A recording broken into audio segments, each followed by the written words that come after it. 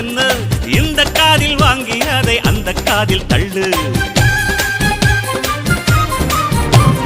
மேகம் மீதந்தாலும் காகம் பறந்தாலும் ஆகாயம்தான் அழுக்காக ஆகாதுன்னு சொல்லு. பூ பந்தை யாரும் நீரில் பத்தித்தான் வச்சாலும் வந்து வரும் தண்ணி மேலதான். ஆட உன்னை யாரும் ஓரம் கட்டித்தான் வச்சாலும் தம்பி வாடா வந்து போடத்தான்.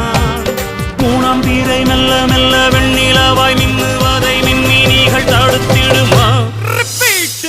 சக்தி எல்லாம் ஒன்று சேர்ந்தா